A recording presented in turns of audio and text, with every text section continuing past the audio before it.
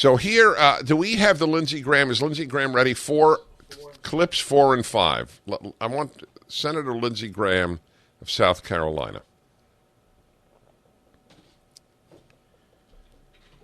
And it's not working. Well, one depends. All right, here we go. You've explained this a bit. You said the Jewish lobby intimidates a lot of people up here. I'm not an Israeli senator. I'm a United States senator. This pressure makes us do dumb things at times. You said the Jewish lobby should not have been, that term shouldn't have been used. It should have been some other term. Name one person, in your opinion, who's intimidated by the Israeli lobby in the United States Senate. Well, first... Name one. I don't know. Well, why would you say it? I didn't have in mind a specific person. Do you agree it's a provocative statement? That I can't think of a more provocative thing to say about the relationship between the United States and Israel and the Senate or the Congress than what you said.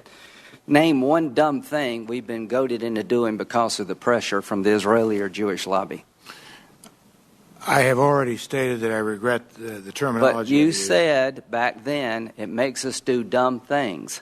You can't name one senator intimidated. Now give me one example of the dumb things that we're pressured to do up here. We were talking in that interview about the Middle East, about positions, about Israel. So give me an example of where we've been intimidated by the Israeli Jewish lobby to do something dumb regarding the Mideast, Israel, or anywhere else. Well, I can't give you an example. Thank you. Do you agree with me? You shouldn't have said something like that? Yes, I do. I've already said that.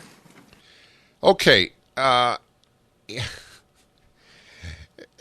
can't think of an analogy right now, and I'm good at analogies. But you see, the question arises, why did he say it and nobody else in the Senate said it, or virtually nobody else has ever said it? See, that's the question. Now, if you're a conspiracy theorist, I am not. I don't, in a lifetime, I've never seen a conspiracy charge substantiated.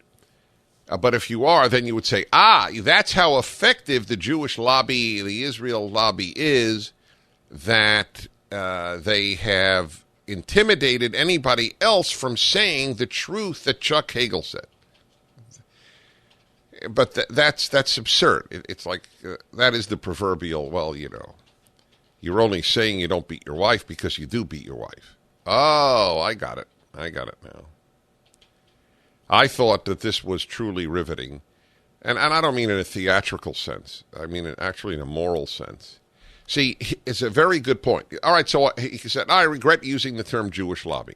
Okay, fine. So Senator Graham said, okay, fine, we'll put Jewish lobby aside. We understand you regret saying that. But what about pressure? Whatever the lobby is, you must have been referring to somebody. So name somebody who's been intimidated. Now, he could say, if he were honest, he might say, well, actually, I can name, but I don't want to embarrass former colleagues here. And I don't want this to sound like some hearing on the patriotism of an American senator. But privately, I'll tell you some names. Okay? That's possible. He could have said that. But the best one was, here's where it has nothing to do with Jewish lobby, has nothing to even do with which senator has been intimidated. The best part is, okay, just name a dumb thing that we've done regarding the Middle East. One dumb thing. Couldn't.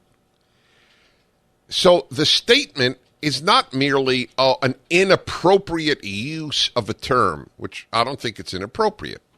Well, it is inappropriate, but that's not the big issue here.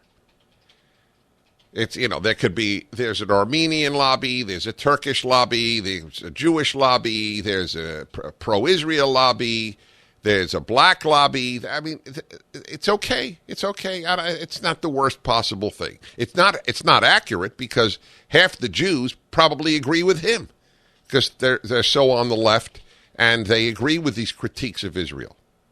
So, it's an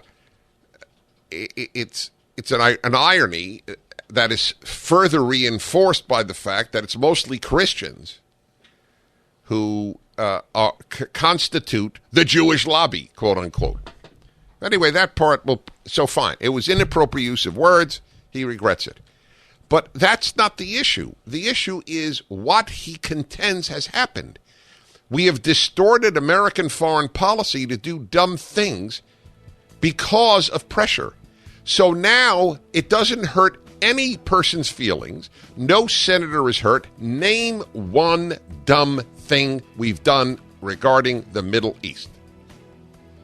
I can't.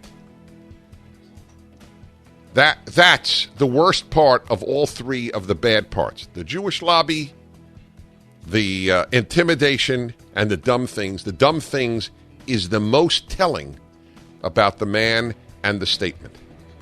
Name one, can't. You're listening to the Dennis Prager Show.